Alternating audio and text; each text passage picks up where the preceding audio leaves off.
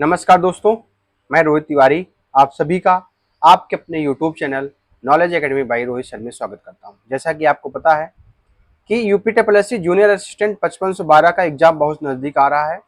आप सभी के लिए प्रैक्टिस सेट रखे गए थे। आपको कम से कम एक टारगेट है कि 15 से 20 प्रैक्टिस सेट अगर आपको मिल जाते हैं तो आपके लिए थोड़ा सा आसान हो जाता है। देखिए, ये प्रैक्टिस सेट जो आपका है तो क्वेश्चन आंसर नहीं है, इसके साथ साथ में कुछ ऐसे ऐसे प्रश्न भी दिए जाते हैं जो आपके एग्जाम के लिए बहुत महत्वपूर्ण होते हैं। आपको जब भी प्रैक्टिस सेट या प्रीवियस सेट करना है आपको, तो जो ऑब्जेक्ट में और क्वेश्चन दे रखे हैं जैसे ABCD, इनके बारे में भी आपको पता होना चाहिए। जब आप इनके बारे में पता करते हैं तो आपका पेपर ज्यादा अच्छा हो जाता है और आपके नंबर ज्यादा अच्छे आ जाते हैं। तो जो भी चैनल पर नए आया करें, चैनल को सब्सक्राइब जरूर कर लिया करें और वीडियो को लाइक भी किया करें और अपने दोस्तों के साथ भी शेयर किया करें। चलिए हम लोग स्टार्ट करते हैं पहला प्रश्न। ठीक है, पहला प्रश्न है शासनादेश पत्रों के संबंध में। क्या है? शासनादेश पत्रों के संबंध में निम्नलिखित में से कौन सा कथन सत्य है? पहला कथन है शासनादेश प्रायः सरकार के सचिव द्वारा विभागों को भेजा जाता है। शासनादेश प्रायः है सरकार के सचिव द्वारा विभागों को भेजा जाता है। ये बिल्कुल सही है। ये क्या है?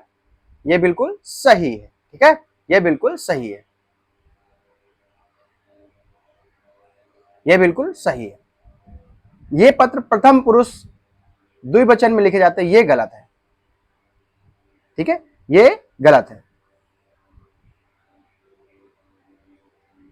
अंत में हस्ताक्षर और पद का उल्लेख किया जाता है, बिल्कुल सही है। तो हमारा आंसर क्या हो जाएगा?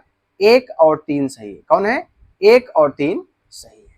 अगला प्रश्न 2 नंबर, कार्यालयी पत्र में निम्नलिखित में से क्या नहीं लिखा जाता है? कार्यालय जो पत्र होता है, देखिए संदर्भ कार्यालय पत्र में बिल्कुल लिखा जाता है। संबोधन या महोदय अब्लिक मानवर बिल्कुल लिखा जाता है। पत्र भेजने वाले अधिकारी के घर का नाम पता नहीं भेजा जाता है। कार्यालय पत्र में आप बताइए घर का नाम पता भेजेंगे? नहीं भेजेंगे। स्वनिर्देश भवधि लिखा जाता है, बिल्कुल सही है। तो आपका C नंबर गलत हो जाएगा, यही नहीं लिखा जाता है। अगला 3 नंबर, कार्यालय ज्ञापन के संदर्भ में कौन सा कथन असत्य है? कार्यालय ज्ञापन के संदर्भ में कौन सा कथन असत्य है या असंगत है? ज्ञापन अन्य, बिल्कुल सही है। ज्ञापन जो होता है अन्य पुरुष शैली में लिखा जाता है। किसमें? अन्य पुरुष शैली में लिखा जाता है। जो ज्ञापन होता है वो अन्य पुरुष शैली में लिखा जाता है। ठीक है, बिल्कुल सही है।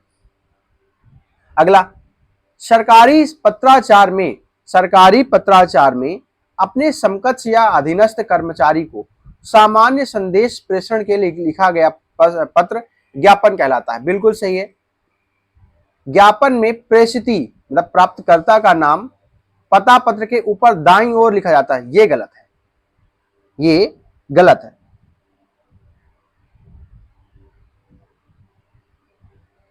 ज्ञापन में ना तो अभिवादन होता है ना ही अंत में प्रशंसा वाक्य होता है। बिल्कुल प्रशंसा नहीं किया जाता है ज्ञापन में, अभिवादन भी नहीं किया जाता। ठीक है, अगला प्रश्न 4 नंबर, 4 दिन की चांदनी फिर वही अंधेरी रात। 4 दिन की चांदनी फिर अंधेरी रात, लोकोक्ति का अर्थ क्या है? थोड़े दिन का सुख, 4 दिन चांद दिखना गलत है। सुख ही सुख होना गलत है। चांद ना दिखा देना ये भी गलत है। थोड़े दिन का सुख मतलब कहते हैं 4 दिन की चांदनी मतलब थोड़े दिन का सुख है, फिर मतलब वही चीज अंधेरी रात हो गई, तो थोड़े दिन का सुख यही हमारा क्या हो जाएगा? आंसर हो जाएगा। 4 दिन का चांदनी फिर वही अंधेरी रात, ए नंबर सही हो जाएगा। आगे आते हैं 5 नंबर क्वेश्चन, चांद का मुंह टेढ़ा। चांद का मुंह टेढ़ा निम्न में से किस कवि की रचना है? तो चांद का मुंह टेढ़ा ये रचना है गजानन माधव मुक्तिबोध का। किसके द्वारा लिखी हुई है? गजानन माधव मुक्तिबोध द्वारा।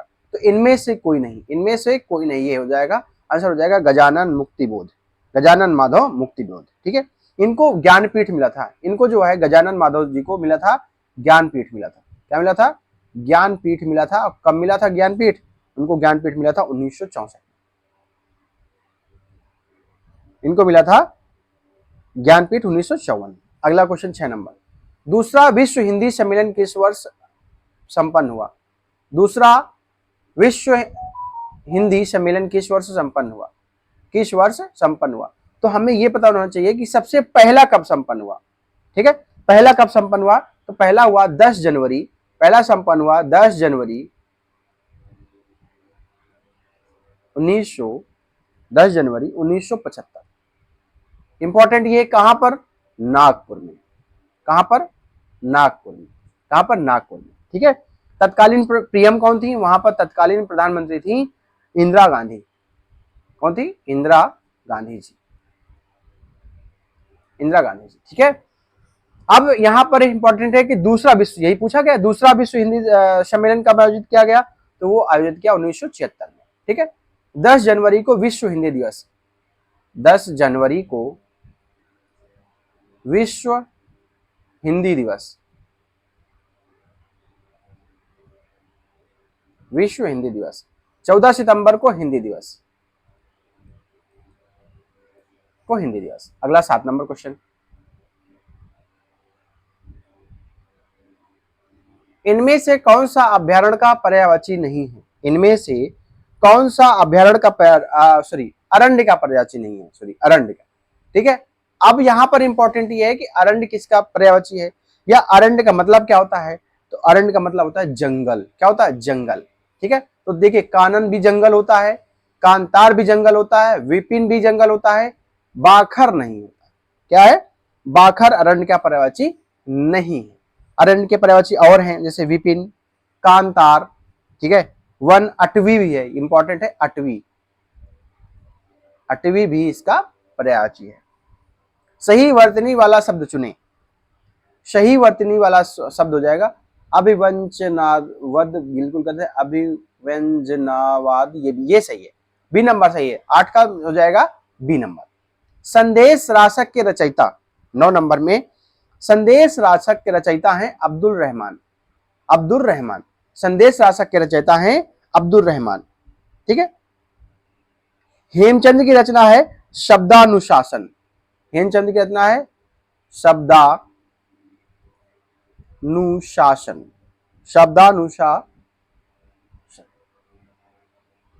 शब्दानुशासन। ठीक है। मेरुतुंग की रचना है प्रबंध चिंतामणि। कौन सी है, प्रबंध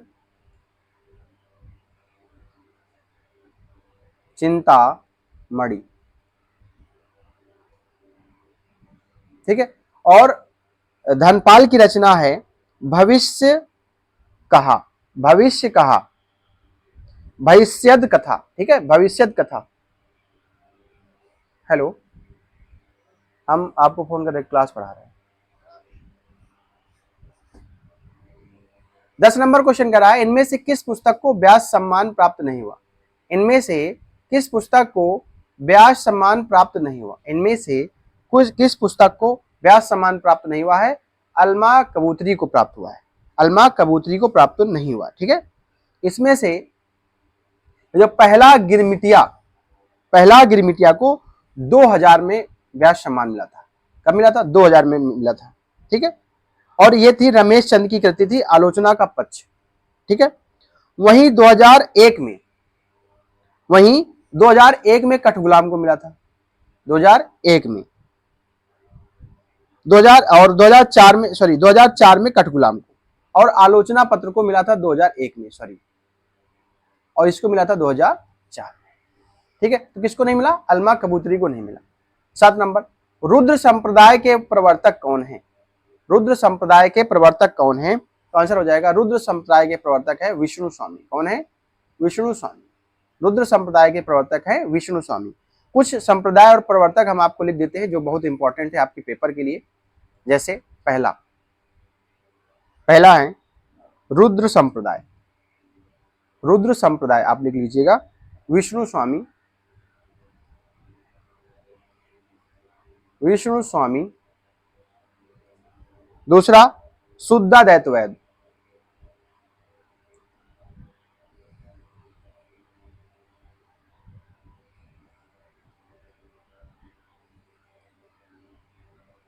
इसके हैं वल्लभाचार्य,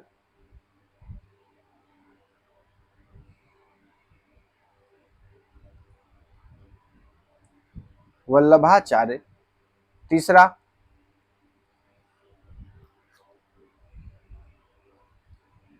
द्वैताद्वैतवाद,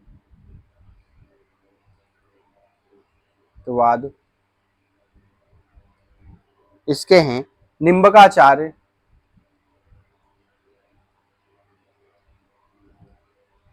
निम्बकाचार्य। चौथे हैं विशिष्टाद्वैतवाद।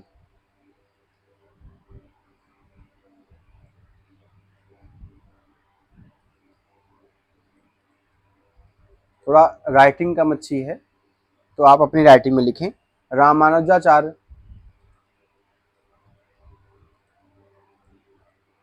रामानुजाचार्य। द्वैतवाद हैं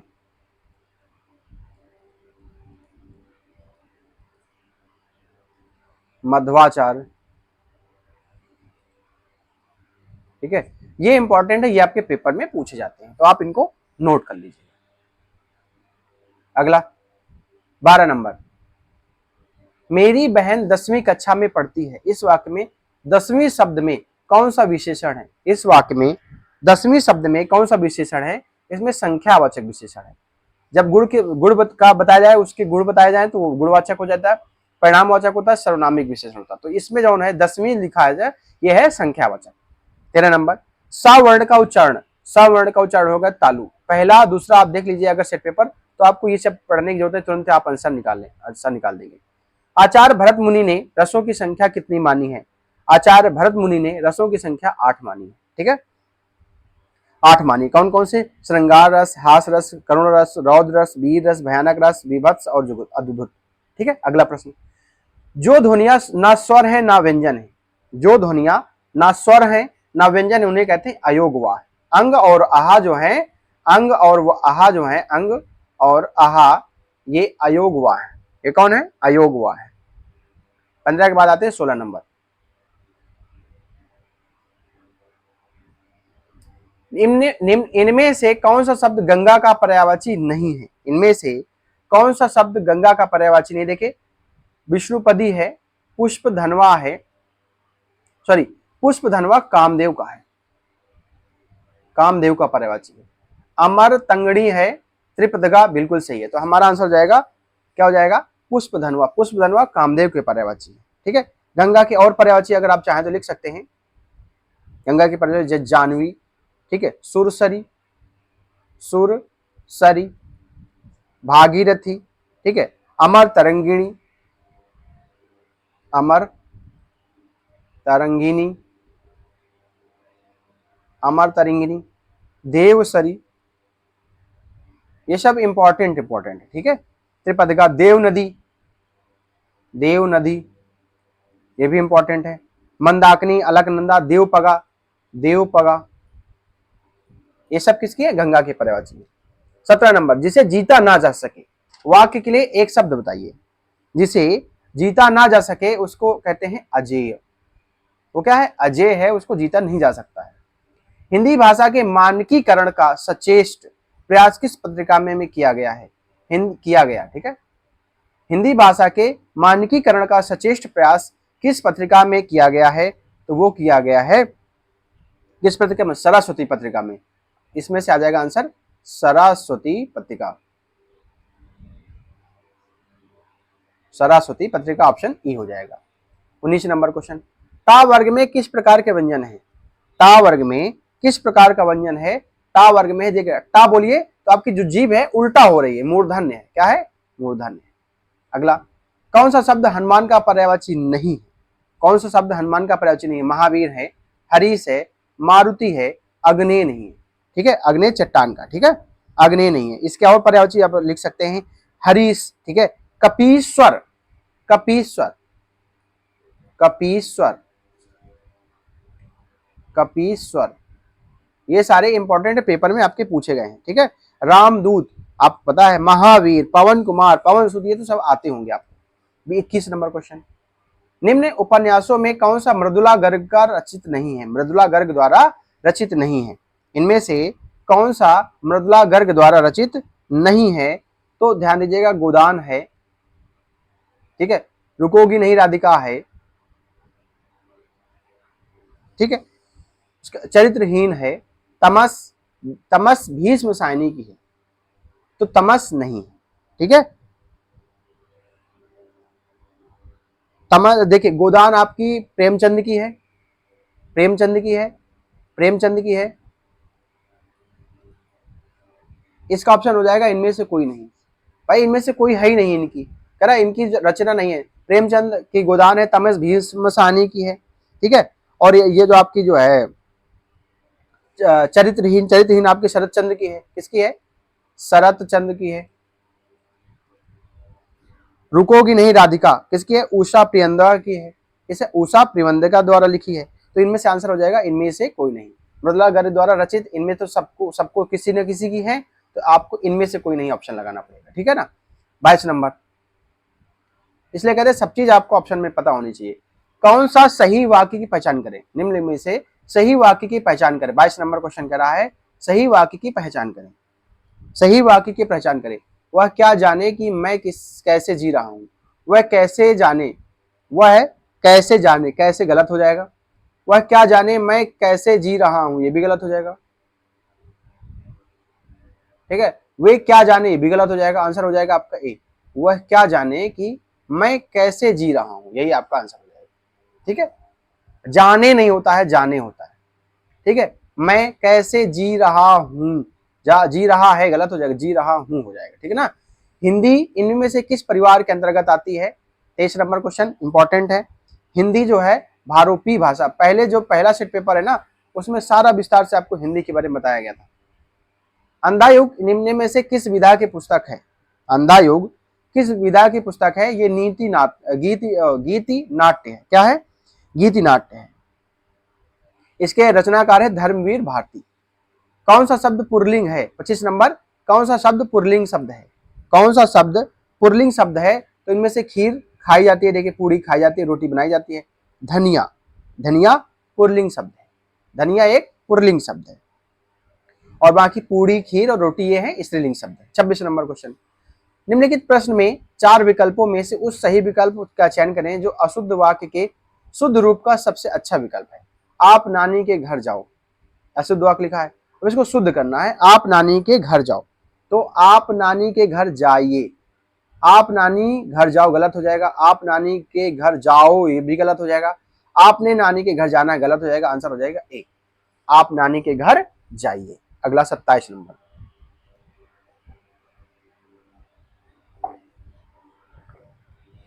27 नंबर क्वेश्चन करा है एक छंद में कितने चरण होते हैं? तो एक छंद में 4 चरण होते हैं। आंसर आपका हो जाएगा ए, एक छंद में 4 चरण होते हैं। छंद के 2 प्रकार होते हैं, मात्रिक छंद और वार्णिक छंद। तो जब छंद पढ़ाएंगे तब आपको चीजें ज्यादा समझ में आएंगी। अगला नंबर 18 नंबर क्वेश्चन, सॉरी 27 के बाद 28 नंबर क्वेश्चन, किस निम्नलिखित प्रश्न में 4 विकल्पों में से उस विकल्प का चयन करें जो दिए गए मुहावरों के सही अर्थ का विकल्प है। गीदड़ भभकी, गीदड़ भभकी विरोध करना गलत हो जाएगा, आरोप लगाना गलत हो जाएगा, धूर्त व्यक्ति गलत। कोरी धमकी मतलब गीदड़ भभकी मतलब दूर से कोई हम तुमको ये करेंगे, हम तुमको वो करेंगे, तो गीदड़ भभकी कहलाती है, ठीक है। उसके बाद कोरी धमकी, अब कोई इसमें कोई मतलब ही नहीं इस वन का, ठीक है, उसका बनता ही नहीं, कोई मतलब ही नहीं बनता धमकी का, तो गीदड़ भभकी हो जाएगा कोरी धमकी। रस का संबंध किस धातु से माना जाता है? 29 नंबर क्वेश्चन है, रस का संबंध किस धातु से माना जाता है? रस का संबंध श्रा धातु से माना जाता है। किससे? श्रा धातु से माना जाता है। श्रा मतलब तो भाव जो रूप हृदय बताता है, श्रा कहलाता है, ठीक है। सदा ही बहुवचन में प्रयुक्त होने वाले शब्द, सदा ही बहुवचन में प्रयुक्त होने वाले शब्द है, जैसे दर्शन। दर्शन जो शब्द है वो सदैव बहुवचन में प्रयोग होता है। किसमें? दर्शन जो शब्द है वो सदैव बहुवचन में प्रयोग होता है। अगला आते हैं 31 नंबर क्वेश्चन, एक निश्चित कूट भाषा में एडिटर को ध्यान दीजिएगा, E D I T O R को हम लिख सकते हैं C B G Q L O, ठीक है। तो हम F O L D E R को क्या लिख सकते हैं? हम इसको क्या लिख सकते हैं? बहुत इंपॉर्टेंट है। अब ये देखते हैं, सी के बाद आ रहा है, क्या आ रहा है? डी, सी के बाद आ रहा है ई, एक गैप है, तब अगर हम सी में कितना जोड़ें? +2 जोड़ दें तो ई मिल जाएगा। बी में अगर हम 2 जोड़ दें तो डी मिल जाएगा।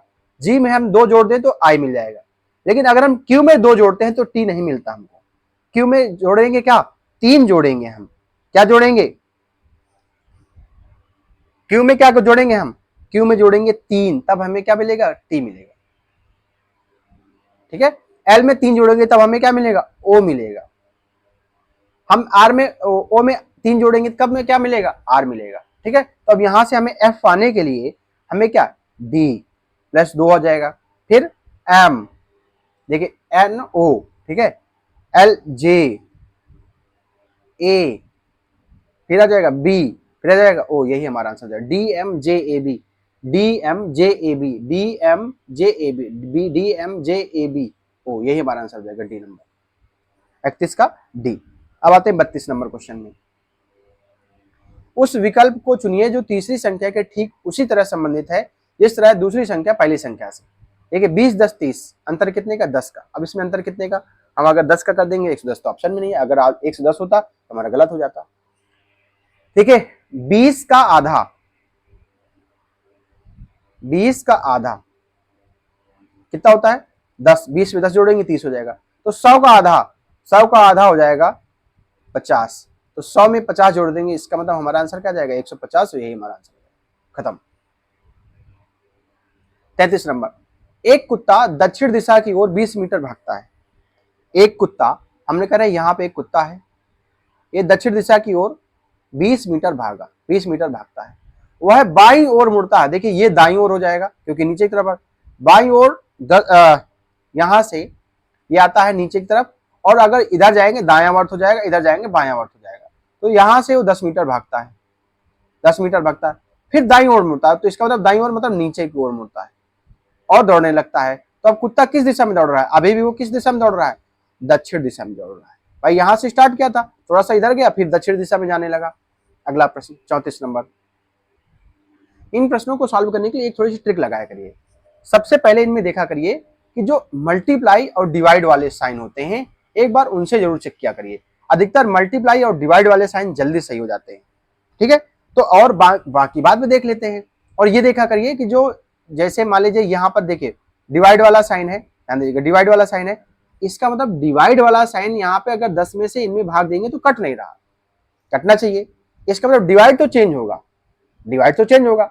अब डिवाइड और यहाँ पे बी नंबर ऑप्शन मिल रहा है और डी नंबर ऑप्शन मिल रहा है, तो अगर ये जाएगा यहाँ पर, अगर हम करें यहाँ पर हम डिवाइड कर दें और यहाँ पे इनटू कर दें, तो अगर देखिए अगर इसको डिवाइड करते तो भी नहीं कट रहा है 7 4 से, जब 4 से 7 नहीं कट रहा है इसका तो ये वाला ऑप्शन खत्म, बचा क्या ये वाला ऑप्शन। ये वाला ऑप्शन चेक करते हैं, माइनस की जगह डिवाइड की जगह माइनस कर देते हैं और माइनस की जगह हमें डिवाइड कर देते हैं, सॉरी डिवाइड कर देते हैं,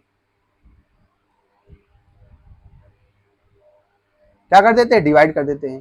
तो जब डिवाइड करेंगे देखिए 7 3 21, यहाँ से 3 आ गया, यहाँ से 3 आ गया, और यहाँ पे मल्टीप्लाई माइनस आ गया, माइनस का था ना, तो 7 चौको 28,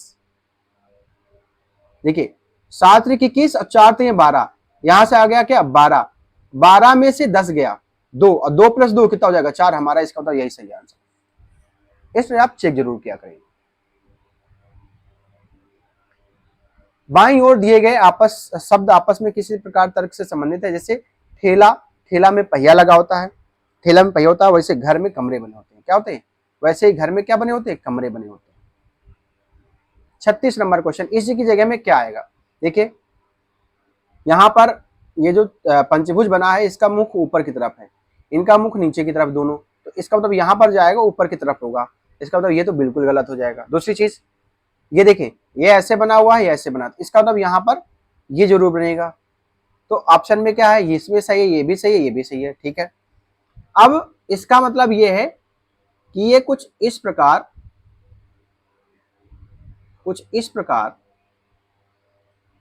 ये बनना चाहिए कि नहीं बनना चाहिए। अब दूसरी चीज, जब इस प्रकार बनना चाहिए इसका मतलब ये तो गलत हो जाएगा क्योंकि ये ऐसे होना चाहिए, बचे दो, ये दो। अब देखिए इसमें जुड़ा है, यहाँ पे जुड़ा नहीं है, इसका मतलब यही हमारा सही हो जाएगा बी नंबर। अगला प्रश्न 37 नंबर, 5 कारें, 37 नंबर क्वेश्चन कर रहा है, 5 कारें हैं, ए एल जे एम और टी के मूल्यों की तुलना की जाती है, ए का मूल्य सबसे कम है। हमने कहा 5 लोग थे, 1 2 3 4 5, जो ए का मूल्य सबसे कम है, हमने लिख दिया सबसे कम में कर दिया। कोई भी दो कारों का मूल्य समान नहीं है, बिल्कुल नहीं समान है। जे का मूल्य अभी यहां रख देते, जे का मूल्य जो है टी और एल से कम है, सॉरी जे का जो मूल्य है, जे का मूल्य टी एल और एम से कम है, टी एल और एम से कम है, इसका जे का। इसका मतलब ये आ गया, पांच लोग थे, एक तो हट गया, बचा कितना, चार लोग। इसका मतलब ये हो गया कि जे तो यहां पर फिक्स हो जाएगा, जे यहां पर फिक्स हो जाएगा। अब ना तो टी और ना ही एल, ना तो टी और ना ही एल का मूल्य सबसे अधिक है, ना तो टी, देखिए जे भी काम खत्म, ना तो टी ना तो एल, इसका भी सबसे ज्यादा नहीं है। इसका मतलब सबसे ज्यादा मूल्य किसका हो जाएगा, एम का हो जाएगा। ठीक है, तो एम का हो जाएगा। टी का मूल्य एल से कम है, टी का मूल्य एल से कम है। देखिए बिल्कुल पूरी तरीके से बन गई। कितनी कारों का मूल्य टी के मूल्य से अधिक है, टी के मूल्य से अधिक है कितनी कारों का, दो कारों का, एम और एल, दो कारों का, यही हमारा आंसर हो जाएगा। अगला क्वेश्चन 38 नंबर कह रहा है अलका और पलक बहने हैं। हमने कहा अलका और पलक दोनों आपस में ये बहने हैं, दोनों ये बहने हैं। हमने यहां पर माइनस का साइन लगा दिया। मीनाक्षी ऋतिक की बहन है, मीनाक्षी ऋतिक की बहन है। अब जो ऋतिक है पलक का बेटा है, पलक का ये बेटा है, कौन, ऋतिक। और ऋतिक, मीनाक्षी ऋतिक की बहन है, बहन है कौन, मीनाक्षी। ठीक है, अलका ऋतिक की क्या लगती है, अलका जो ये है ऋतिक की क्या लगती है, किसकी, ऋतिक की। देखिए अलका ऋतिक की क्या लगती है, ध्यान दीजिएगा, अलका ऋतिक की। देखिए ऋतिक ये इसका बेटा है, इसका बेटा है, और ये क्या है, ये बहनें हैं, तो क्या हो जाएगी, मौसी नहीं हो जाएगी, क्या हो जाएगी, ये इसकी मौसी हो जाएगी, ऋतिक की कौन हो जाएगी, देखिए मम्मी, मम्मी की बहन कौन हो जाएगी, मौसी। ये हमारा सब जाएगा 38 नंबर का आंसर हो जाएगा। 39 नंबर दिए गए श्रृंखला में कौन सा क्वेश्चन मार्क की जगह में आएगा। देखिए -7 में अगर हम जोड़ दें क्या, एक, -7 में एक जोड़े तो -6 आ जाएगा। -6 में अगर हम दो जोड़ दें तो -4 आ जाएगा। -4 में 3 जोड़ देंगे तो हमारा क्या आ जाएगा, एक आ जाएगा। इसका मतलब 1 2 1 2 3 4 5 6, इसका मतलब यहां से 6 जोड़ेंगे तो यहां आ गया 7, तो 7 जोड़ेंगे आ जाएगा 21, सही हमारा खत्म। 40 नंबर क्वेश्चन, एच, एच यहां पर क्या है, एच, सॉरी 41 नंबर, अभी 40 रह गया। ये लिखा है D you G P S, इसको लिख सकते हैं 4, इसको 3, इसको 7, इसको 7, इसको टी। ठीक है, तो हम ए ई एम जे क्यू के अलग लिख सकते हैं। सबसे पहले जब भी आप पेपर स्टार्ट किया करिए तो ए से लेकर के जेड तक लिखा करें और उसके नंबर भी लिख लिया करें, तो आपको पेपर के बीच में जब ऐसे प्रश्न आ जाएंगे तो थोड़ा सा सरल लगेगा, समय हमारा बच जाएगा। जैसे डी का कोड होता है 4, तो डी का कोड होता है 4, हमने 4 लिख दिया। ए के कोड होता है 1, तो हम कर 1 लिख दिया, हमने 1 लिख दिया। अब यू का कोड होता है 21, यू का कोड होता है 21, तो इन्होंने क्या किया, 1 जोड़ दिया, 2 1 3 कर दिया, तो इसका मतलब 3 हो गया। जी का कोड होता है 7, तो 7 होता है तो 7 लिख दिया। पी का कोड होता है 16, तो इन्होंने को 16 को कर दिया 1 + 6, कितना आ गया, 7 कर दिया। एस के बाद 1 जोड़ दिया, टी आ गया। एक ए का 1 ही होता है तो हमने ए रख दिया, ई का 5 होता है तो हमने 5 रख दिया। एम का कोड होता है कितना, 13, तो 3 1 4 हो गया। ठीक है, जे का कोड होता है 10, तो 1 + 0 कितना हो जाएगा, 1 हो जाएगा। क्यू प्लस आर, एक जोड़ देंगे क्या आ जाएगा, आर, तो आ जाएगा हमारा 1 5 4 1 R, 1 5 4 1 R, 1 5 4 1 R, 1 5 E number आ जाएगा आंसर। आंसर क्या आ जाएगा, ई नंबर, 1 5 4 1 आर, ये हमारा आंसर हो जाएगा। 41 नंबर क्वेश्चन कराए, एच के बाद जे आएगा, +2 आ जाएगा, जे के बाद एल +2, इसका तो सब जगह क्या चल रहा है, +2, तो टी के बाद क्या आ जाएगा, वी आ जाएगा, क्या आ जाएगा आंसर, वी आ जाएगा, +2 इसमें भी कर देंगे। 42 नंबर क्वेश्चन,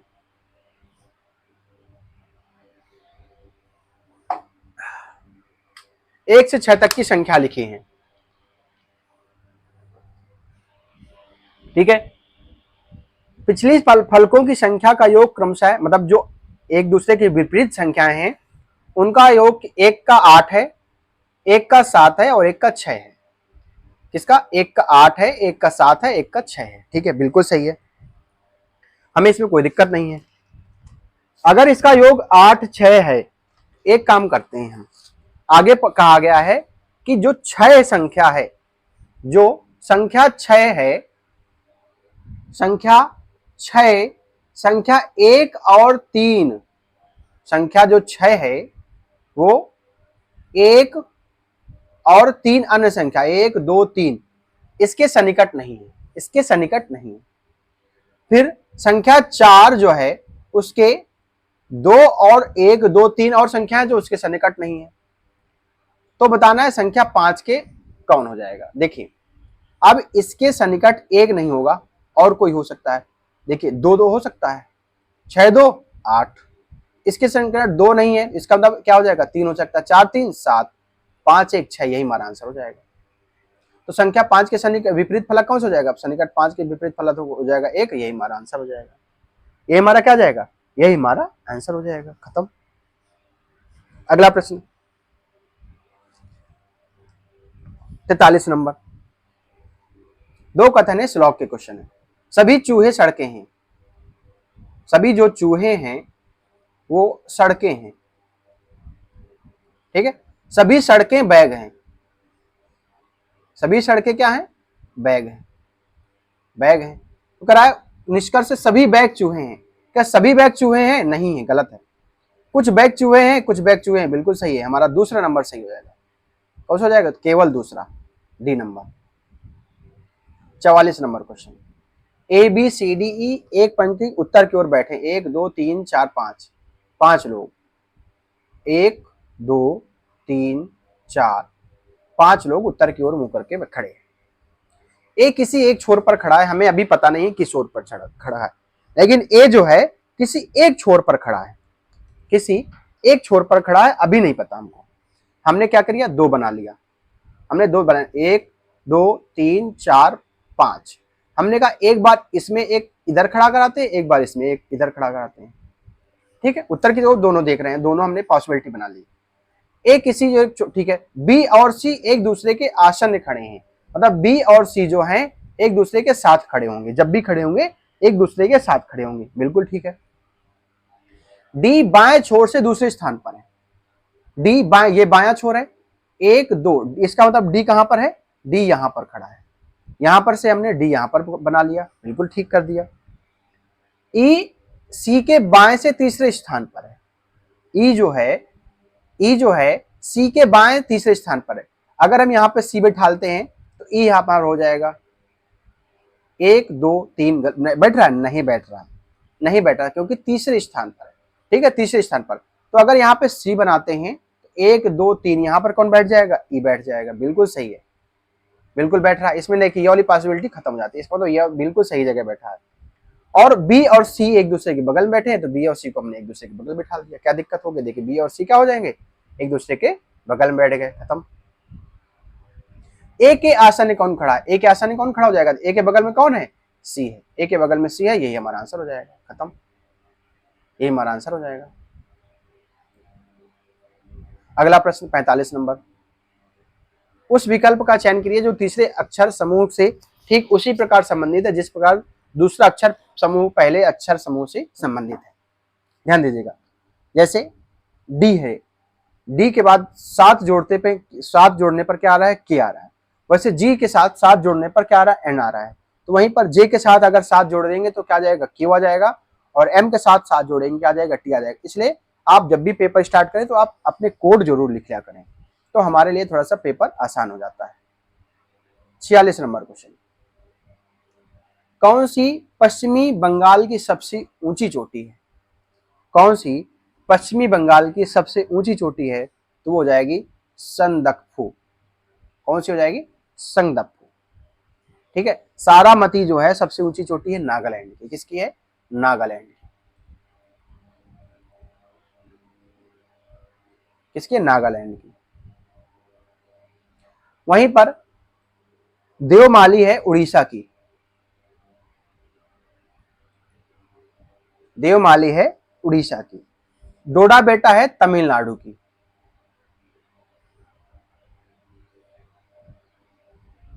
किसकी? तमिलनाडु की। गुजरात की गिरनार शिखर है, राजस्थान की गुरु शिखर है, राजस्थान की गुरु शिखर है,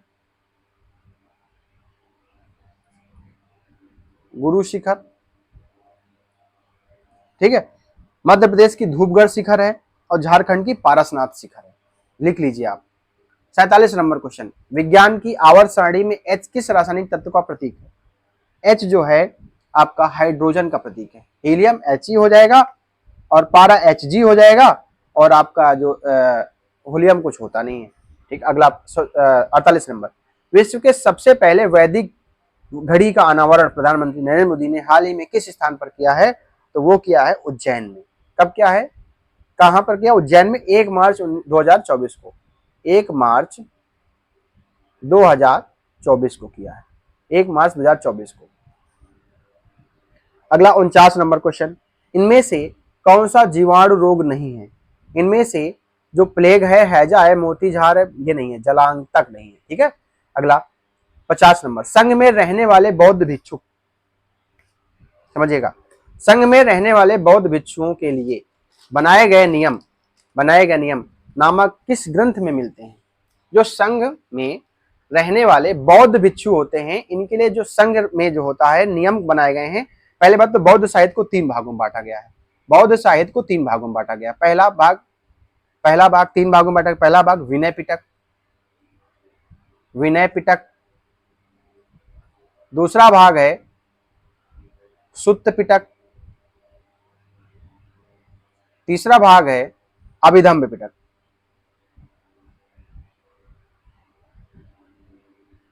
अभिधम्म पिटक 3 पिटक हैं, बौद्ध धर्म के 3 पिटक हैं। इसमें से विनय पिटक के अंतर्गत संघ और बौद्ध हैं, संघ और बौद्ध हैं, संघ और बौद्ध मठ हैं, संघ और बौद्ध मठ हैं, ठीक है। जो इनके शिक्षाएं हैं वो सुत्त पिटक में,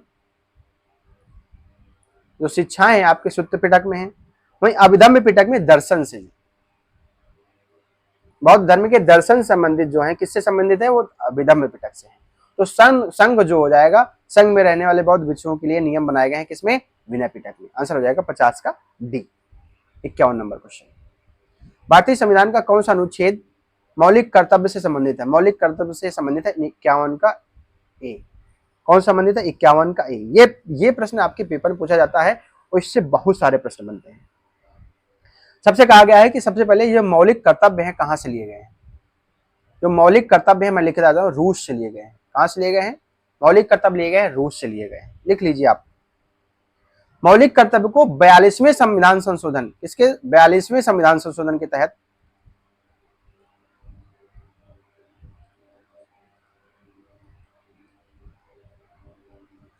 42वें संविधान संशोधन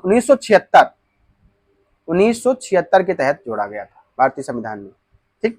इस समिति के, ये किसकी समिति थी? ये समिति थी, इसकी समिति थी, वो थी स्वर्ण सिंह समिति, स्वर्ण सिंह समिति। अब देख लीजिए, खुद देखते जाइए कितने प्रश्न बन रहे हैं। एक बार बन गया, 2, 3 संविधान पूछ रहे किस वर्ष, 4, ये 5 प्रश्न हो गए, ठीक है। किस भाग में है?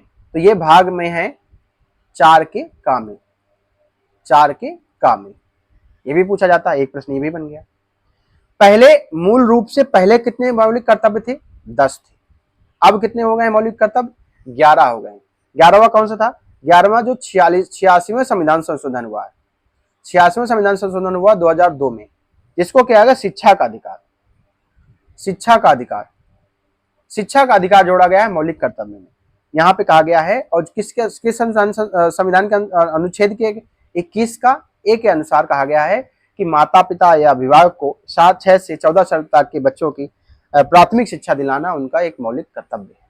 ये जोड़ा गया है। ये पेपर में बहुत ज्यादा बार, हर बार कभी ये पूछा ही जाता है। अगला 51 के बाद में फिर से आ गए 43, 51 के बाद में आता 52। पुलित्जर पुरस्कार किस क्षेत्र में प्रदान किया जाता है? 52 नंबर क्वेश्चन कह रहा है पुलित्जर पुरस्कार किस क्षेत्र में दिया जाता है? तो पुलित्जर पुरस्कार पत्रकारिता के क्षेत्र में दिया जाता है। इसमें ई नंबर ऑप्शन आ जाएगा पत्रकारिता। पुलित्जर पुरस्कार पत्रकारिता के क्षेत्र में दिया जाता है, ठीक है ना, पत्रकारिता के क्षेत्र में। 53 नंबर क्वेश्चन, भारत के पड़ोसी देश बांग्लादेश की आधिकारिक भाषा क्या है? भारत के पड़ोसी देश बांग्लादेश की आधिकारिक भाषा है बंगाली, ठीक है, बंगाली। पाकिस्तान की उर्दू है, नेपाल की नेपाली है, म्यांमार की वर्मा है। सिक्किम में लोसार क्या है? लोसार जो त्योहार होता है वो नए वर्ष पर होता है, नए वर्ष के उपलक्ष्य में मनाया जाता है सिक्किम में, ठीक है, नया वर्ष होता है। ये जो है मनाया जाता है, यह है तिब्बती चंद्र कैलेंडर के पहले महीने के पहला दिवस मनाया जाता है। किसके? तिब्बती कैलेंडर, किसके? तिब्बती कैलेंडर। 54 नंबर क्वेश्चन हो गया। 55 नंबर, किसने बदायूं 1197 से 1198 पर कब्जा करके इल्तुतमिश को वहां के पहले मुस्लिम गवर्नर के रूप में नियुक्त किया था? तो वो थे कुतुबुद्दीन ऐबक। वो थे कुतुबुद्दीन ऐबक। जो कुतुबुद्दीन ऐबक थे गुलाम वंश का संस्थापक था। कौन था? गुलाम वंश का संस्थापक, वंश का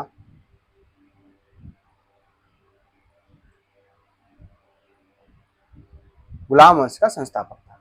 56 नंबर, अखिल भारतीय मुस्लिम लीग का गठन ढाका में कब किया गया? 1906 में किया गया था। कब किया गया था?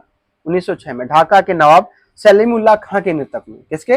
ढाका के नवाब सलीमुल्लाह खां के नेतृत्व में भारतीय मुसलमानों के अधिकार की रक्षा के लिए गठन किया गया था, ठीक है। प्रथम अधिवेशन जो हुआ था मुस्लिम लीग का, जो प्रथम अधिवेशन हुआ था, प्रथम अधिवेशन पूछा जाता है पेपर में, प्रथम अधिवेशन जो हुआ था वो हुआ था 1908 में। उसके अध्यक्षता कौन थे? आगा खां थे, आगा खां। ये पेपर में बहुत पूछा जाता है। प्रथम अधिवेशन के अध्यक्ष थे आगा खां थे। 57 नंबर क्वेश्चन, किसका संबंध तबला से नहीं है? 57 नंबर क्वेश्चन, जैसे आपका तबला से जाकिर हुसैन है, किशन महाराज तबला संबंधित है, तो इनमें से आपको कौन बताना है इनमें से किससे कौन संबंधित नहीं है? तो इनमें से शकूर खान आपके तबला से संबंधित नहीं। ये जो है ये है सारंगी से। शकूर खान जो है सारंगी से संबंधित है। किससे संबंधित है? शकूर खान जो है सारंगी से संबंधित है। 58 नंबर क्वेश्चन, भारतीय संविधान के निम्नलिखित में से किस अनुच्छेद में भारत के महान्यायवादी का प्रावधान है? देखिए, भारत का महान्यायवादी बहुत इंपॉर्टेंट पद होता है। ये संघ की कार्यकारिणी का एक अंग होता है और प्रधानमंत्री के प्रसाद पर्यंत पर बना रहता है, ठीक है। इसका अनुच्छेद है 76। इसका अनुच्छेद है 76, ये नंबर आंसर हो जाएगा। इसका अनुच्छेद है 76। अब यहाँ पे 72 दे रखा है, तो 72 जो है राष्ट्रपति को क्षमादान की शक्ति दी गई है। अनुच्छेद 72 के तहत राष्ट्रपति को क्षमादान की शक्ति दी गई है। जो 78 है, ऐसे आपको जो 74 है प्रधानमंत्री दिया गया है। अनुच्छेद जो 74 है वो प्रधानमंत्री के लिए दिया गया है। मतलब राष्ट्रपति की सहायता और सलाह के लिए मंत्रिपरिषद का गठन होगा, जिसका मुखिया होगा पीएम। ये अनुच्छेद 74 में कहा गया है। जो 78 है ये प्रधानमंत्री का कर्तव्य निर्वहन करता है। कर्तव्य जो होते हैं प्रधानमंत्री के, वो अनुच्छेद 78 में कहा गया है। जो 79 है, 79 में संसद का गठन होता है, संसद का गठन, ठीक है, संसद की स्थापना। 80 राज्यसभा, 81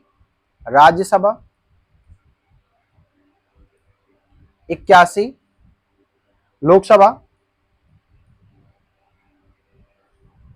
75 प्रधानमंत्री की नियुक्ति, 75 पीएम की नियुक्ति। अगला, प्रीति एक ऐसे महान महासागर के बारे में लिखती है जो उत्तरी अमेरिका को यूरोप से अलग करती है। तो वो कहती है वह सागर कौन है, महासागर कौन सा है जो उत्तरी अमेरिका को यूरोप से अलग करती है? वो है आपका अटलांटिक महासागर। सबसे बड़ा महासागर है प्रशांत महासागर, सबसे बड़ा प्रशांत महासागर, ठीक है। और उत्तरी अमेरिका को यूरोप से अलग करता है अटलांटिक महासागर। जो भारत और ऑस्ट्रेलिया को कौन अलग करता है? हिंद महासागर। वहीं जापान और अमेरिका को प्रशांत महासागर। मलक्का जल डमरू मध्य किसके बीच में है? हिंद महासागर और प्रशांत महासागर के बीच में मलक्का जल डमरू मध्य। क्योंकि ये पेपर में पूछे जाते हैं इसलिए हमने ये चीजें लिखा देते हैं और बोल देते हैं ताकि आप नोट कर लें। क्वेश्चन आंसर ही पढ़ना कोई बड़ी बात नहीं है। 60 नंबर क्वेश्चन, राजस्थान के माउंट आबू में दिलवाड़ा मंदिर, राजस्थान के माउंट आबू में दिलवाड़ा मंदिर जो है आपका किस किस शैली से जीता जाता उदाहरण है, किस शैली का जीता जाता उदाहरण है, यह है जैन समूह का, किसका, और ये जो है जो दिलवाड़ा मंदिर है 5 मंदिरों का समूह है, 5 मंदिरों का समूह। 61 नंबर क्वेश्चन, विशेष रूप से निर्मित पोखरों तालाबों में मत्स्य पालन को क्या कहते हैं, मत्स्य पालन को पिसीकल्चर कहते हैं, मत्स्य पालन को पिसीकल्चर कहते हैं। वहीं पर मधुमक्खी पालन को एपीकल्चर कहते हैं, ठीक है। केचुआ पालन को वर्मी कल्चर कहते हैं, केचुआ पालन को वर्मी कल्चर कहते हैं। रेशम कीट को सीरीकल्चर कहते हैं, और पौधों को हवा में उगाना एरोपोनिक कहते हैं, क्या कहते हैं, एरोपोनिक कहते हैं। शीतकालीन ओलंपिक खेल कितने वर्षों में आयोजित किए जाते हैं, हर 4 वर्ष में आयोजित किए जाते हैं, कितने, हर 4 वर्ष में आयोजित किए जाते हैं। 2026 में होंगे, अब 2026 में होंगे, और कहां पर होंगे, इटली में होंगे, कहां पर होंगे, इटली में होंगे। अटल पेंशन योजना, देखिए अटल पेंशन योजना सबसे पहले कब आई थी, 2015 में आई थी, ये भी हमको पता होना चाहिए, पेपर में आपके पूछा जाता है। अटल पेंशन योजना 2015 में आई थी। इसके साथ साथ में 2 और आई थी, वो कौन कौन सी थी, प्रधानमंत्री जीवन दूसरी थी प्रधानमंत्री, पेपर में बहुत ज्यादा पूछे, प्रधानमंत्री जीवन ज्योति योजना,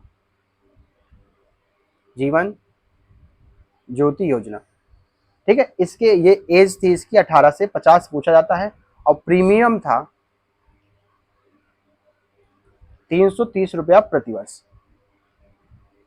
इसमें क्या है, इसमें अगर किसी व्यक्ति की मृत्यु हो जाती है किसी भी घटना से, तो उसको 2 लाख रुपए मिलते हैं, कितना, 2 लाख रुपए तुरंत मिलते हैं। और जो पेंशन योजना है ये है, हम अगर कुछ प्रीमियम जमा करते हैं और इसकी एज है 18 से 40, 18 से 40, और इस पर इसका प्रीमियम जमा करते हैं तो 60 साल के बाद 1000 से 4000, वो आपके हिसाब से कितना आपने जमा किया उसके हिसाब से आपको पेंशन मिलती है, ठीक है। तीसरी थी पीएम सुरक्षा बीमा योजना, सुरक्षा बीमा योजना 18 से 70 साल तक 12 रुपया प्रति महीना आपका जमा होगा, ठीक है, 12 रुपया प्रति साल, 12 रुपया प्रति साल अगर आप जमा करते हैं और बाई चांस कोई दुर्घटना होती है, मृत्यु होती है, तो आपको उसका 2 लाख रुपया मिलेगा। और यह विकलांग पूर्ण रूप से होती है तो भी 2 लाख मिलेगा, और आंशिक विकलांग होने पर आपको 1 लाख रुपया मिलेगा। 64 नंबर, कौन सी पादप कोशिका की एक विशेषता है, पादप कोशिका की एक विशेषता है, इनमें से पादप कोशिका की एक विशेषता है, इनमें कोशिका भित्ति पाई जाती है। जो पादप कोशिकाएं होती हैं इनमें कोशिका भित्ति पाई जाती है, और पादप कोशिकाओं में हरित लवक भी पाया जाता है। पादप देखिए इसमें लिखा है हरित लवक अनुपस्थित होता है, गलत है, हरित लवक उपस्थित होता है। वह प्रक्रिया है, वह कौन सी प्रक्रिया है जिसमें प्राकृतिक रबर को अधिक मजबूत और लोचदार बनाने के लिए सल्फर का साथ संसाधित किया जाता है, वो होता है वल्कनीकरण। वो तो क्या होता है, वल्कनीकरण। अब आते हैं कंप्यूटर में। 66 नंबर क्वेश्चन, एमएस एक्सेल में निम्नलिखित में से कौन सी श्रेणी का फंक्शन नहीं पाया जाता है, एमएस एक्सेल में कौन सी श्रेणी कैटेगरी का फंक्शन नहीं पाया जाता है, तो वो कौन सा फंक्शन नहीं पाया जाता है, वो नहीं पाया जाता है टेक्स्ट, ठीक है, टेक्स्ट नहीं पाया जाता है, बाकी सब पाए जाते हैं। एमएस वर्ड निम्नलिखित में से किस टैब में टेबल विकल्प होता है जिसका प्रयोग इंसर्ट करने के लिए किया जाता है, टेबल विकल्प किसमें होता है, इंसर्ट में होता है, किसमें होता है, इंसर्ट में होता है। निम्नलिखित में से ईमेल एड्रेस फील्ड में ईमेल के कंटेंट का संक्षिप्त सारांश होता है, लेकिन ईमेल कंपोज करते समय इसकी अनिवार्यता नहीं होती। किसकी अनिवार्यता नहीं होती है, हमें सब्जेक्ट की अनिवार्यता नहीं होती है, फ्रॉम की होती है, टू की होती है, कंटेंट की होती है। 69 नंबर क्वेश्चन, एमएस वर्ड 2007 में font size drop down list से चुना जा सकने वाला फॉन्ट का अधिकतम आकार कितना होता है, तो फॉन्ट का अधिकतम आकार होता है 72। कितना होता है, 72। जबकि फॉन्ट बॉक्स में टाइप करके आकार को 1 से 1638 तक बढ़ाया जा सकता है, 1638 तक बढ़ाया या घटाया जा सकता है। 70 नंबर क्वेश्चन, एमएस एक्सेल में कर्सर को एक समय में एक सेल ऊपर या नीचे के जाने के लिए क्वालिटी की कीबोर्ड पर निम्नलिखित में से कौन सा कुंजी का प्रयोग किया जाता है, तो वो कुंजी होती है इंसर्ट कुंजी। कौन सी होती है, इंसर्ट कुंजी। ठीक है, अगला question 71 number, sorry M X Excel में ऊपर नीचे पेज, आंसर हो जाएगा इसमें पेज अप और पेज डाउन, आंसर होगा इसमें पेज अप और एक पेज पे एक पेज ऊपर, अब पेज अप, एक पेज नीचे पेज डाउन होगा। ठीक है, 71 number question, M S Word में प्रिंट विकल्प को खोलने के लिए किसका क्या होता है, कंट्रोल प्लस पी का, कंट्रोल प्लस एस होता है सेव, कंट्रोल प्लस एन होता है न्यू स्लाइड। अगला क्वेश्चन 72 नंबर, एमएस एक्सेल में वर्कशीट डेटा का स्वरूप बदलकर इसे अधिक प्रेजेंटेबल और आकर्षक बनाने की प्रक्रिया को कहते हैं क्या, फॉर्मेटिंग कहते हैं। एक सेकंड का थोड़ा समय दीजिएगा, 1 मिनट का बस।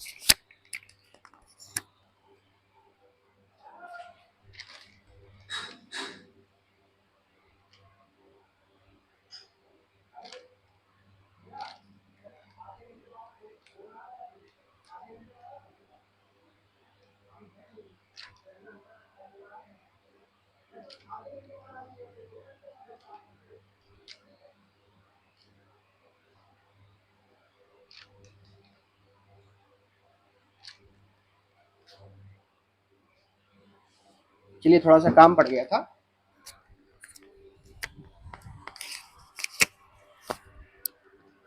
तिहत्तर नंबर क्वेश्चन, एमएस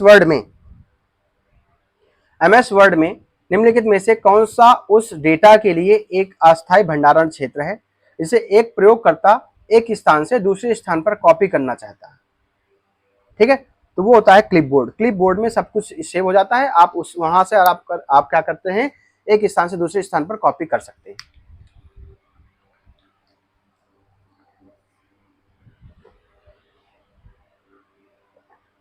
सबसे पहले विकसित किया गया सर्च इंजन कौन सा है, सबसे पहले विकसित किया गया सर्च इंजन है आर्ची। कब की विकसित किया गया था, 1990 में। कब, 1990 में। इंटरनेट पर कंप्यूटर या सर्वर को क्या कहा जाता है, इंटरनेट पर कंप्यूटर या सर्वर को कहा जाता है होस्ट। क्या कहा जाता है, होस्ट कहा जाता है। अगला क्वेश्चन 76, एमएस वर्ड डॉक्यूमेंट में सिलेक्ट किए गए टेक्स्ट या ग्राफिक को कट करने, जो कि स्वतः क्लिपबोर्ड पर स्टोर हो जाता है, के लिए कौन सा शॉर्टकट की यूज किया जाता है। तो कट करने के लिए कंट्रोल प्लस एक्स का यूज, कंट्रोल सी जो होता है वो कॉपी के लिए होता है, कंट्रोल वी पेस्ट के लिए होता है, कंट्रोल एस सेव के लिए होता है। 77 नंबर क्वेश्चन, एमएस एक्सेल में एक वर्कबुक को विशिष्ट वर्कशीट में बांटने के लिए, एमएस एक्सेल में एक वर्कबुक को विशिष्ट वर्कशीट में बांटने के लिए निम्नलिखित में से किसका प्रयोग किया जाता है, निम्नलिखित में से किसका प्रयोग किया जाता है, तो वो किया जाता है सीट टैब का प्रयोग किया जाता है। किसका, सीट टैब का प्रयोग किया जाता है। 78 नंबर, प्राप्त ईमेल को देखने और प्रबंधित करने के लिए आमतौर पर किस विकल्प का प्रयोग किया जाता है, आमतौर पर इनबॉक्स का विकल्प किया जाता है। किसका, इनबॉक्स का। अगला प्रश्न,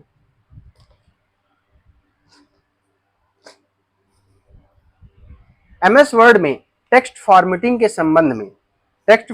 संदर्भ में निम्नलिखित में से कौन सा विकल्प इफेक्ट श्रेणी कैटेगरी से संबंध रखता है, तो वो है स्ट्राइक थ्रू। क्या हो जाएगा, स्ट्राइक थ्रू। अगला 80 नंबर क्वेश्चन, एमएस वर्ड में किसी पिक्चर, प्रोग्राम, वेब पेज या ईमेल एड्रेस का लिंक बनाने के लिए किस फीचर का प्रयोग किया जाता है, तो वो है हाइपरलिंक। किसका, हाइपरलिंक का। 81 नंबर क्वेश्चन, इसमें बताना है कि इनको सुमेलित करना है। इसको सुमेलित करना है, आगे आते हैं। वो जो हुए थे आपके, इनमें से कहा गया उत्तर प्रदेश के विभिन्न स्थानों में आयोजित भारतीय राष्ट्रीय कांग्रेस के अधिवेशन हुए हैं, उत्तर प्रदेश में हुए। इनमें सूची 1 को सूची 1 से 2 से मिलाना है। ठीक है, मिलाते हैं, अभी तुरंत मिलाते हैं। मेरठ में कब हुआ था, पहला मेरठ में हुआ था, कानपुर में जैसे हुआ था, कानपुर में हुआ था 1925 में, कानपुर में हुआ था 1925 में, चौथा हो जाएगा। लखनऊ में 1916 में, पहला हो जाएगा। बनारस में 1905 में रास बिहारी बोस, और लखनऊ में आरसी मजूमदार। कानपुर में कौन थे, सरोजनी नायडू। बनारस 1916, पहला, सॉरी ये बनारस 1905 दूसरा, तो हो जाएगा 3412, 3412, 3412 सी नंबर हो जाएगा। 82 नंबर, कौन सा सुमेलित नहीं है? उत्तर प्रदेश के ऐतिहासिक मेले और उनका स्थान क्षेत्र, उत्तर प्रदेश के ऐतिहासिक मेले और उनका स्थान क्षेत्र। जल विहार का मेला बुंदेलखंड बिल्कुल सही है। बटेश्वर मेला पश्चिमांचल बिल्कुल सही है। बलदेव छठ मेला, ये बलदेव छठ मेला जो है मथुरा में आयोजित होता है, गलत हो जाएगा। शुक्रताल का मेला मुजफ्फरनगर बिल्कुल सही है। उत्तर प्रदेश के लोकायुक्त की पद धारणा अवधि, उत्तर प्रदेश के लोकायुक्त की पद धारणा अवधि कितनी है? 8 वर्ष है। कितनी है? 8 वर्ष है। पहले 6 वर्ष होती थी, लेकिन अब 8 वर्ष हो गई है। अब इसमें यह इंपॉर्टेंट है कि प्रथम लोकायुक्त कौन बनाए गए थे। तो सबसे पहले आंसर हो जाएगा 83 का, प्रथम लोकायुक्त थे विशंभर दयाल, प्रथम लोकायुक्त थे विशंभर दयाल। और अभी वर्तमान में कौन है? न्यायमूर्ति संजय मिश्रा है। कौन है? न्यायमूर्ति संजय मिश्रा। 84 नंबर क्वेश्चन, कन्नौज इत्र का शहर है, बिल्कुल सही है। कन्नौज शहर के सभी निवासियों, ये गलत हो जाएगा, हमारा ए नंबर सही हो जाएगा। ए सही है और किंतु आर गलत है, सी नंबर सही हो जाएगा। 85 नंबर क्वेश्चन, सुमेलित करना है। देवी पाटन मंदिर, देवी पाटन मेला कहां पर लगता है? देवी पाटन मेला लगता है बलरामपुर में। दूसरा, काम्पिल मेला फर्रुखाबाद में, बटेश्वर मेला आगरा में, और ददरी मेला बलिया में। तो 2 3 1 4, 2 3 1 4 सी नंबर आंसर हो जाएगा। 86, उत्तर प्रदेश में बुक्सा जनजाति कहाँ निवास करती है? बिजनौर में निवास करती है। उत्तर प्रदेश में बब्बर शेर सफारी कहाँ है? इटावा में है। उत्तर प्रदेश के निम्नलिखित जिलों में से किसका क्षेत्रफल सर्वाधिक है? लखीमपुर खीरी का है। सबसे कम हापुड़ का है। ठीक है, कहाँ सबसे कम? हापुड़ का है। ठीक है ना, सबसे कम हापुड़ का है। इसका है लखीमपुर खीरी का है 7680 वर्ग किलोमीटर, और हापुड़ का है 660 किलोमीटर पर, 660 वर्ग किलोमीटर, वर्ग किलोमीटर। गंगा नदी उत्तर प्रदेश के किस जनपद में प्रवेश करती है? बिजनौर से प्रवेश करती है। हमने इसका पूरा एक दूसरे सेट पेपर बताया है कि गंगा नदी कहाँ से आती है, कहाँ पर रुद्रप्रयाग बनता है, कहाँ पर देवप्रयाग बनता है, सब कुछ बताया। आप पूरा सेट पेपर देखा करें। 90 नंबर, केंद्रीय औषधि एवं सुगंध पौधा संस्थान, केंद्रीय औषधि एवं सुगंध पौधा संस्थान कहाँ पर है? वो है लखनऊ में। उत्तर प्रदेश के किस क्षेत्र में सोयाबीन की फसल मुख्यतः उगाई जाती है? उत्तर प्रदेश के बुंदेलखंड क्षेत्र में सोयाबीन की मुख्यतः फसल उगाई जाती है। उत्तर प्रदेश में कृषि विश्वविद्यालय की स्थापना कहाँ की गई? उत्तर प्रदेश में केंद्रीय कृषि विश्वविद्यालय की स्थापना कहाँ की गई? तो वो की गई है झांसी में, केंद्रीय विश्वविद्यालय, केंद्रीय कृषि विश्वविद्यालय। लाल मिट्टी पाई जाती है उत्तर प्रदेश में, लाल मिट्टी कहाँ पाई जाती है? तो उत्तर प्रदेश में लाल मिट्टी पाई जाती है मिर्जापुर झांसी में। कहाँ पाई जाती है? मिर्जापुर और झांसी में। उत्तर प्रदेश में की प्रमुख वाणिज्यिक फसल कौन सी है? उत्तर प्रदेश की प्रमुख वाणिज्यिक फसल कौन सी है? उत्तर प्रदेश की वाणिज्यिक फसल है गन्ना। ठीक है, अब इसमें बताना है कौन सा सुमेलित नहीं है, इनमें से कौन सा सुमेलित नहीं है। तो जो है आपका जैसे राजघाट बांध, राजघाट बांध है यमुना, सॉरी यमुना गलत है, ये हो जाएगा बेतवा, यही गलत हो जाएगा। रानी लक्ष्मीबाई बेतवा बिल्कुल सही है। रिहंद बांध रिहंद नदी पे बिल्कुल सही है। माता टीला बांध बेतवा, ये भी सही है। तो हमारा आंसर हो जाएगा ए नहीं सही है। 55 के बाद आते हैं 96 नंबर। उत्तर प्रदेश में एनटीपीसी की कुल तापीय परियोजनाएं कितनी है? एनटीपीसी की कुल तापीय परियोजना है 5। कितनी है? 5 है। 97। उत्तर प्रदेश में प्रथम बार राष्ट्रपति शासन कब लागू हुआ था? उत्तर प्रदेश में प्रथम बार राष्ट्रीय शासन लागू हुआ था 1968 में। कब हुआ था? 1968 में हुआ था, और 1969 तक लागू रहा है। 98 नंबर क्वेश्चन, कौन सा युग्म सुमेलित नहीं है? इनमें से कौन सा युग्म सुमेलित नहीं है? पहला, उत्तर प्रदेश में सर्वाधिक विधानसभा सीटों वाला जिला प्रयागराज, बिल्कुल सही है। उत्तर प्रदेश में मतदाताओं की संख्या की दृष्टि से सबसे बड़ा संसदीय क्षेत्र गाजियाबाद, बिल्कुल सही है। उत्तर प्रदेश में सर्वाधिक वैधानिक नगरों वाला जिला अलीगढ़, बिल्कुल गलत है, बिल्कुल गलत है। उत्तर प्रदेश का 18वां मंडल अलीगढ़, बिल्कुल सही है। ठीक है, अगला ये जो हो जाएगा, ये हो जाएगा बदायूं, बदायूं। इफ्को यूरिया, इफ्को यूरिया कारखाना उत्तर प्रदेश में कहाँ है? उत्तर प्रदेश में इफ्को यूरिया कारखाना है आंवला में। कहाँ पर है? आंवला। कहाँ पर पड़ता है ये? आंवला, बरेली एवं फूलपुर प्रयागराज। आंवला पड़ेगा बरेली, और दूसरा है फूलपुर